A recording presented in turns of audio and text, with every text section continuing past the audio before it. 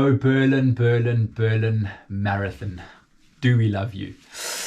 Okay, guys, so you know what? There's two ways to look at this. I think the first way is to think that, I set out to break 220, which I didn't, so I failed. It was the slowest of my last 4 marathons, and all in all, just not a success.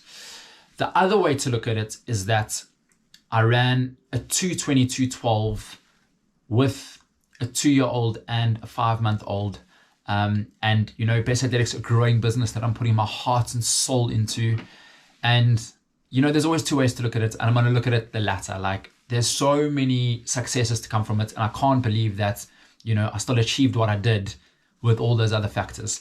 So I knew it would be tough. I didn't think it would be that tough. And all things considered, honestly, like, I'm in good spirits about it all. I think when I was recording at the finish, loads of runners were finishing and coming straight to me as soon as they'd finished and was like, Nick, did you do it?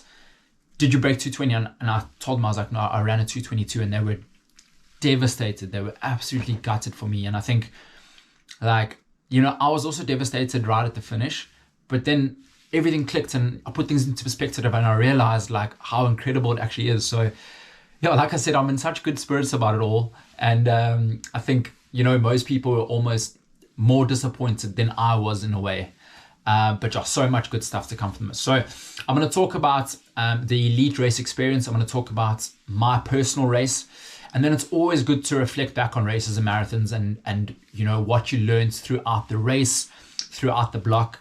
And, most importantly, what I'm going to do different in my next attempt, which is going to be a spring marathon. Okay, so to talk about the elite race experience. So that was awesome. And thank you once again to Berlin. So pretty much, you come in the race from the front. You go there on a bus. And I always say there's like 3 categories of runners in the elite area. There's, the sub-elites, which is like me. And you can see them because, you're smiling. It's cool for you. It's new to you. You're embracing it. Then there's like the next level up, which is, call it like, the national record holders, the Olympians, so on and so forth. And you can tell that they like super, super focused. And then the next level up on top of that is Kipchoge. And it's insane the aura he has about him, because when he walks through that elite area, even Olympians, like, the world's best athletes stop and they just look at him and everyone's like, what planet is this guy from? He's just incredible. So yeah, that was really cool. A standout moment for me was when I was getting ready. I walked through the elite area all the way to the end where it was quiet. I wanted a bit of my own space to do my little morning routine and, a few stretches. And while I was doing it, Kipchoge and Patrick Sang, his coach, and a couple of his pacemakers teammates came and sat literally on the bench next to me. And I was just like, is this really happening? Like, my race in 220 is the goal, but this is like surreal moments that I'll remember forever and package forever, because, Kipchoge is my absolute hero. So to see that and I wanted to lose my absolute, but you obviously have to stay composed. And yeah, that was just really cool. And then, yeah, so heading off to the start, I obviously managed to get a fist pump with Kipchoge last year. I think it's a fine line between, you obviously want to let him, and it's the elite area. People are focusing more than ever. So you don't want to do anything abnormal, but at the same time, it's like a cool experience. So yeah, that was just awesome to give him a good luck fist pump at the start. A few people afterwards asked me if I managed to fist pump him. I said yes, and they wanted some Kipchoge scent on their hand. So yeah, definitely not washing this hand, that's for sure. The start area was awesome. I think from early on, heading into the race now, it's crucial to not let that race day adrenaline and those nerves get the better of you, because 90% of runners go off too fast in that first K or 2, because it feels like you're walking and you're running faster than target marathon pace. So it's always good to sense check against your watch. It takes a little while to locate GPS, but around 500 meters in or so. And I was very happy with the pace I set out at. Remember, I kept on saying goal marathon pace for this race is 3:18 or 3:19. Okay, that'll put me just under 2:20. So I really was hoping to get into a pack at some stage, just because group running helps so much. It's you share the work between you. You're sheltered from the wind. it's less effort relative to the pace you run in, and it couldn't have worked out better. So I got into a pace, I got into a group. There was about 8 or 9 of us, let's say, in the beginning. And I remember thinking to myself, this is the right group, because first of all, the pace was spot on. But second of all, the 2 people in front of me, the one was a female called Nina, I think her name was F7. And she had a pacer from her country with her. And she was wearing the new Adidas Pro Evo shoes. And I looked at them and I thought, there's not many of those in circulation. If she's wearing these shoes, she knows what this is all about. Like let's go with this, right? And I could not have asked for a better group at that stage. Like the guy in front pacing her and the group mostly was, going 3, 16, 17, 18, 19 within those 3 seconds for the first sort of 16 Ks. It was amazing. And I was like conserving a lot of energy, going well under 220 pace, probably on track for around a 219.20 or so. And then there was a stage at around the 18K mark where it got a bit breezy. And I don't know whether she was maybe struggling a little bit, but obviously his intention is her. It's not the rest of the people behind the group. So he started slowing and the pack started slowing. And then I had a decision to make. I knew at that point in time when I was running with the group that, you're living in a bit of a fairy tale. This is going to come to an end, and, enjoy it while it lasts. And the pace then slowed from about 318, 19 a K to almost like 323, 324 a K, just for about 400 meters.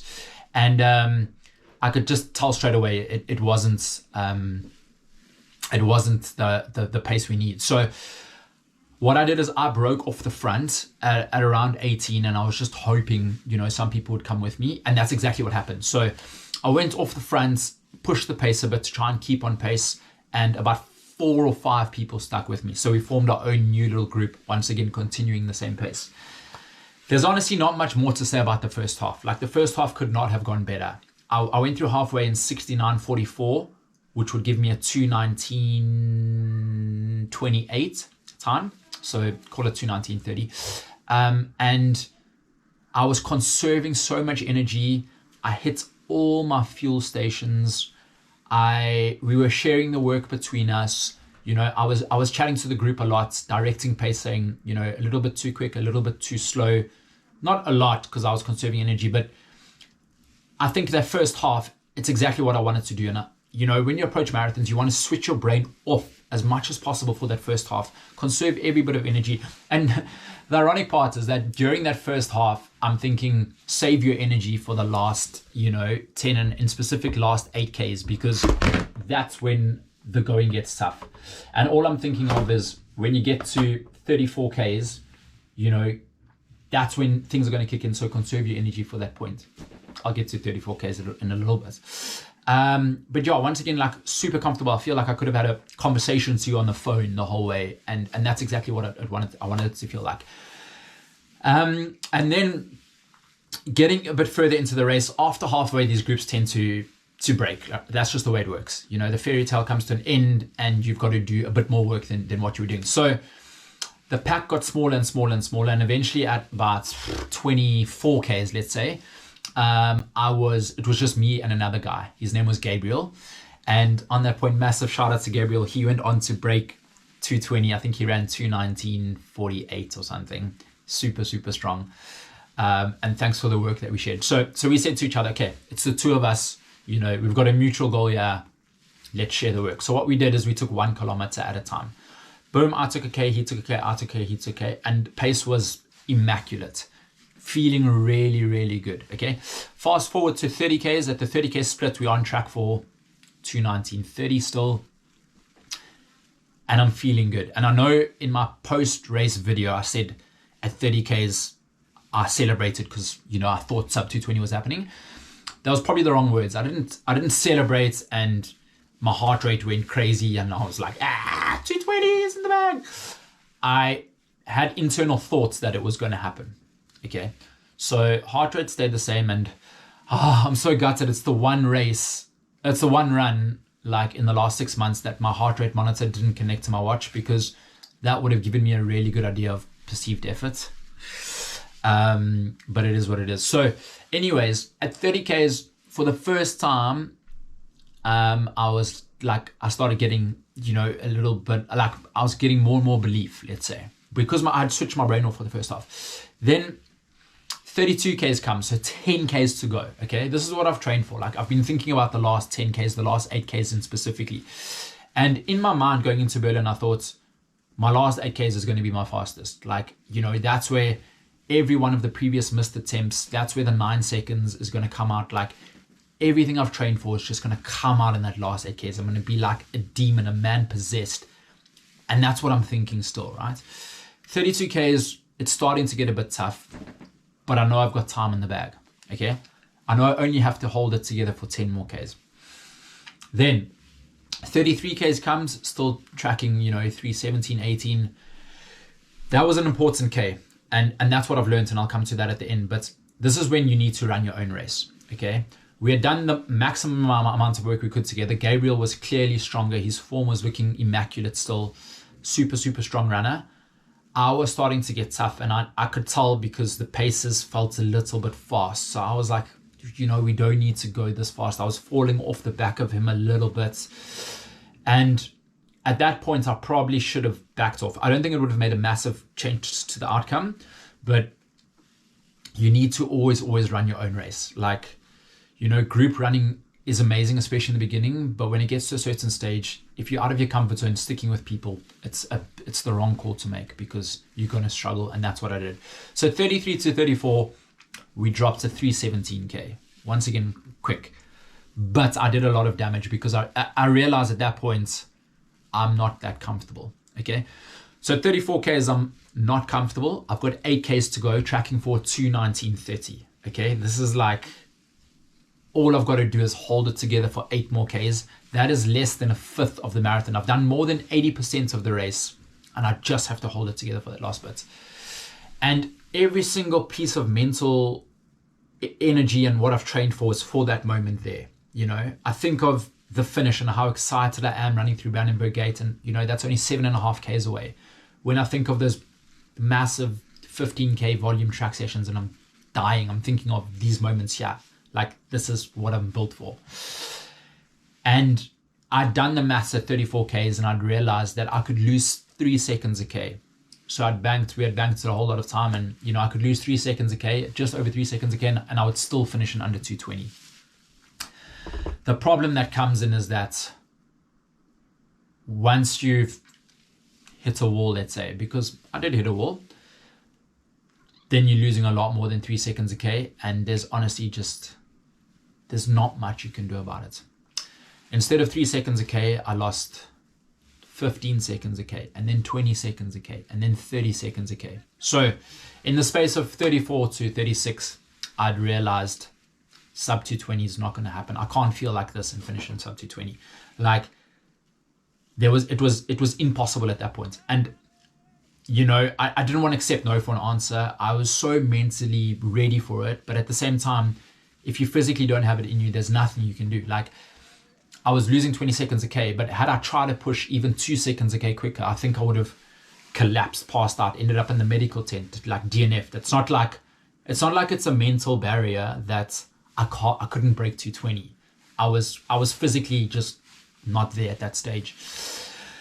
So yeah, that was extremely, extremely difficult. And I think, it went from kilometers ticking off like this in the beginning. I would say the first half relative efforts felt like every K thereafter. So every K thereafter felt like as hard as, if not harder than that whole first half. And it was tough, and you solo. And, you're trying to pick it up, and you pick it up for 200 meters, and then you think, I'm not going to finish.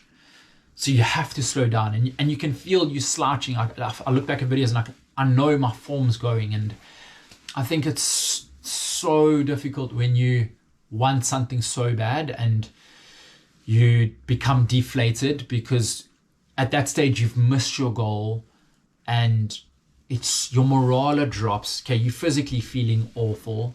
Your morale drops. You've missed your goal. Like, you're not going to be as quick as last year. How do you pick it up? How, right? But you have to give it absolutely everything you've got in those moments, because you look back at the race, you recover quickly after the race. And if you think, I gave up or I didn't give it my all, like, then you just won't forgive yourself for that. So keep fighting. Anyways, I got, near to the finish, and with about 500 meters to go, I could see like a videographer busy filming on one of those sedgeways, and there was a lot of noise coming behind me, so I knew someone was coming behind me. I thought it was one of the leading ladies. It ended up being Charlotte Purdue, who had an absolutely phenomenal run. But thanks to her, she actually made me pick it up for a few more seconds at the end. She was coming up hot on my tail. And yeah, it actually, forced me to really just, find something extra and give it my all at the end there. So that finishing stretch was incredible. Obviously, the hard part for me was that I'd envisioned going through Brandenburg Gates in a different way. So when you've envisioned it for months and months and it doesn't work out like that, it's a tough one to take. But at the same time, I've done enough marathons to know that marathons don't always go according to plan, and you need to still soak up the crowds. You need to take in every moment, because if you're a marathoner, you in less than 1% of the world's population, it's incredible. Like, I was in Berlin experiencing an international vibe with teammates, and Kipchoge was there. Like, there's so many positives. So even though I'd missed my targets, still walked away with a phenomenal time. Like, there's so much to benefit from it. So I still enjoyed that final stretch. Like, I'm sure if you watch my video, you can see, getting the crowds going. Like, I'm in the world of pain, but you can always find something when you can see the finish. So yeah, finished in 2:22:12. And then obviously, Charlotte Purdue finished in 2:22:17, second fastest British female ever. Congratulations. She was there at the finish as well. I went around the corner and I was sitting on a bench, and I was like, initially I was just like, what happened? What happened? I had it. What happened? And just when I was thinking that, Kipchoge walked past, and I'm broken, like, I'm shattered, right? And I was like, he's on his way to the press conference, like, I really want to get a photo with him. Let me just ask him quickly. So I got up and I ran after him. And I asked him, I was like, Kipchoge, do you mind if we have a quick picture? And he was like, yeah, sure, no problem. So he stood next to me, held me, and there was a whole lot of videographers around him, but there was no photographers. And it's like so ironic, because there's millions of photographers at the finish, but not in this specific stretch. So we were standing there for about 3 or 4 seconds, and he looks at me, he's like, where's your photographer? And I was like, I don't have my phone with me. I haven't gone to bag collection. And I just asked, I was like, does anybody have a phone? So this one, videographer went and took a photo with us on his phone. And then things got crazy, and I never saw which guy. I thought it was the guy, so I asked him. He's like, it wasn't me that took the photo, and I don't know who it is, and the photo's gone. But if I ever locate that photo, that'll be, I'll blow that up on my wall. So yeah, like I said, initially, as you could tell, I was disappointed, and I think it's because I set high standards for myself. And it's good to be disappointed because it shows how much it means to you, but it's more important to be kind to yourself, realize what you've achieved given the situation, and learn from what you can moving forward. And you know what, to be completely honest with you, given the time I had to allocate to training this block, I don't know. I mentally had to believe that I was in sub 220 shape, but physically I don't know if I was quite there.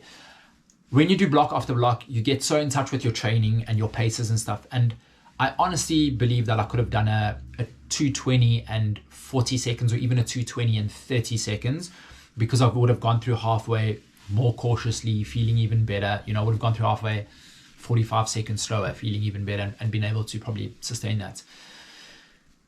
And that thought did cross my mind in the build-up, because long runs didn't go according to plan. But I thought, you know what? I've run 220 in 8 seconds. I can't not go for 220. I'll never forgive myself if I don't go for 220. So I had to go for it, even if I run the risk of running a 222. I would much rather have done that than run a cautious 220 in 45 seconds, but not giving myself a realistic chance at 220. And that's what this whole thing has just made me realize, is that, 220, it's more than just a goal now. It's become my purpose almost. And 220 is bringing out the absolute best in me running wise, work wise, like I'm throwing in my all to this thing, and it's making me use that work ethic towards my job, towards my family, towards everything that I do. And I'm just learning so much from it. So, 220 is actually in a way the smaller picture. Yes, when I do it one day, because I truly believe, and I can get into better shape, it's going to be the most incredible thing. But at the same time, like, it's not like having a purpose to go for it is allowing me to run these times. If I look at my last 4 average, I've averaged 2:21 and 27 seconds, right? 2:21 and 27, for me, that is crazy. Like, I come from a 3:17 marathon background. I'm definitely not a professional athlete. I don't live a professional athlete life. I don't have the best stride. I'm quite a big boy. I have never been the most talented, so it's forcing me to really, achieve these things. And I'd much rather, and I think, if you're in a similar boat, like, I can commit to a sub 225, and, that's well within reach, and it will be a lot easier. But at the same time, I'd much rather aim for a 220, which is a bold, crazy, crazy goal, especially for the life that I live, and run the risk of falling just short, but achieve so much on the way, then, run a cautious, or set a cautious goal. So I think I'll do a complete separate video on my life and Best Athletics and how it's changed from a banker to work-wise. And I'll do a complete separate video on goal setting, realistic goals, what to shoot for, like aim super high, how to know your marathon pace, like that. Those are whole different videos, but I think I'm just touching base on some of it in this video. Okay, so now looking forward, I think, what went right? Nutrition went right. I can't complain with that. I had 240 grams of carbs throughout the race, which is just more than 100 grams an hour. I felt really good nutrition wise, so that was amazing. I had another 120 grams in the build up to the race, so 360 grams in total from just before the race to just after, which is more than sufficient. I hit all my drink tables, and I can't complain about that. That was great. On that note, I would like to thank one of the sponsors of this video, HVMN's Ketone-IQ. It's really something I incorporated this block and through our training, specifically in racing as well. And what I found is that it gave me a physical and mental boost without dropping me. And that's exactly what you're looking for in endurance running. If you have something like caffeine, it tends to spike you and then drop you. Whereas these ketones, they just keep the mind clear and keep a sustained level of energy. So thank you so much, and definitely something I'll be using going forward. If you'd like to order some for yourself, you can head over to hvmn/Nick and you'll get 30% off your first subscription. Weather conditions were really good. I mean, we can't complain about whether the female world record was smashed in 2:11. Yes, the sun came out a little bit towards the end, but at the same time, it was right at the end, and you won't get much better than that at Berlin. Okay, now on to my 3 learnings from the race. Okay, so the first of which is to always run your own race. Like, work with people, share the work, get into groups, conserve that energy. But when it comes to a stage, you're much better off running your own race. Run comfortably within yourself, because that's your day. It's what you've trained for. You're not there to, unless you're pacing someone, but you're not there to get someone else to their goals. If you can work together, amazing, but it's your day. Run within yourself. The second thing that I learned is that, and I knew this before, but I was reminded, is that the race in the marathon only starts at 30K, maybe even only 34K.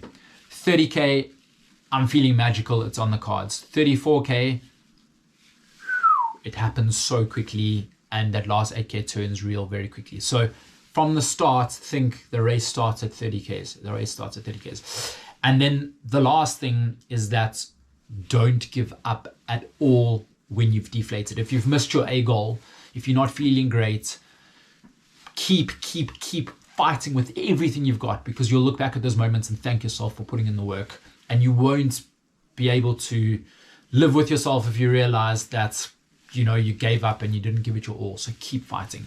Okay, then on to my 3 biggest learnings from the block. First of which, and I think it's a problem we all face, is balance in life and getting the balance right. The balance between family, friends, work, training. We don't live the professional athlete life. I think if I had to live a professional athlete life and go put myself in altitude for, months and just live a pro life, then 220 would become very, very, very realistic. But at the same time, like, that's not life.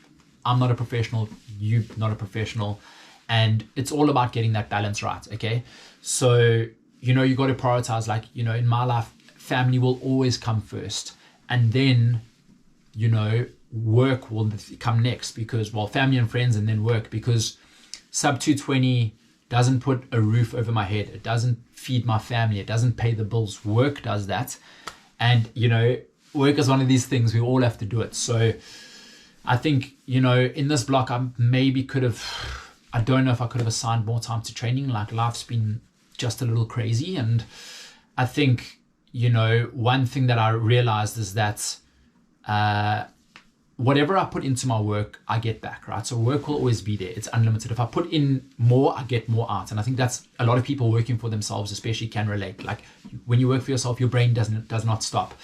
But you've got to still find that balance. Like, you've got to draw the line and say, that's enough work. Let me focus, more on my family. And okay, cool. I've filled up my family love cup. Now I can really focus on my training and running. So once again, this constant balancing act is just, what we're going to try to get more right next time. The next biggest learning is that, it was alarm bells for me when I wasn't feeling great at all on any of my long runs. If I look at the 7 long runs in the build up to Berlin, like, I nailed a lot of my training. I nailed my track sessions, but long runs, I felt awful. And I think, once again, that's probably down to balance. And you can't feel like awful in all your long runs and then expect, everything to just come together on race day. Whether I should have adjusted my goal or not, probably not, because I needed to go for 220, like I explained earlier. But, like, I needed to actually place a bigger focus on getting those long runs right, recovering before going into those as fresh as possible. And then the last one is that, I finished my runs, and because, life's been busy, I would sit in those recovery boots and do work straight away. And then I would come sit on this chair for, 8 or 9 hours in the day. And that's not doing favors for anyone, because, like, that's not great for your posture. It's not great for your form. Your legs, like, when you're smashing out big runs and you're sitting for 8 hours, your legs are tightening up. You're getting lethargic. The lactate acid's just building. And so it's just not good. It's not good for your body fat percentage. You're not burning any more calories. And, you just need to get up, be mobile, and keep moving. So, yeah, definitely learned that heading into the next one. Okay, now on to my next attempt. Okay, so let me not lie. The next attempt is going to be super tricky. My kids are going to be 3 and 1. I'm going to do it in spring next year, so probably April time next year. And, balance is still going to be a bit of an issue, and I think it always will, and that's, I'm fine with that. Like, I have to live with that and just try and be smart about things. Then I think, like, if I look at my PBs, I absolutely thrive in cold weather, like Arctic weather. Like, my PBs are in 5 degrees and below weather. So maybe I should look for a marathon that's really cold. I don't know. But yeah, I know, like, 2 marathons that are potentially on the cards for me next year. One is Manchester Marathon, and the other one is London Marathon. So I've got a couple of months to decide. And then onto the next biggest change for the next block is I'm going to potentially, or most likely, find myself a running coach. So being a running coach myself, it's what I do, it's what I love, it's what I thrive in. But I've actually never had a running coach myself, and I think, I've tried this a lot, and I don't have a coach, not because it's a pride thing or anything, just because I love trying different things out. I love testing things and giving them to my athletes if I know they work. So I think what a coach will do is, 1, it'll change things up. 2, it'll give me a different perspective. And 3, it'll just take the load off. I can really focus on my business, on my clients, and I'll follow a plan that my coach gives me. So yeah, I'll definitely, if you have any recommendations for a coach, please put them in the comments below. And yeah, that's honestly for me a massive change. And then the other few bits and pieces, one is that I'm going to train, I think, for a 2:18 marathon, get super comfortable at that pace. So 2:20, sub 2:20 feels more comfortable. And then the next thing is that I'm really going to focus on, like, some strength work between now and call it the rest of the year. And then from early next year, really big focus on speed work. I really want to try and, get my 1K time down, my 5K time down, my 10K time down, and then progress that all the way through to the marathon distance. And yeah, guys, hope you've learned a lot from this. I've certainly learned so much. It blows my mind how much you learn from each race. Next year, I will be back at Berlin. It's the 50th edition. I would not miss that for the world. I can't wait. I hope to see a lot of you there. But for now, it's time to let go. I need to cut these wristbands off. Peace out, Berlin. It's been real, guys. Thanks for watching. Hope you learned a lot. Boom, shakalaka, onwards and upwards. Let's go.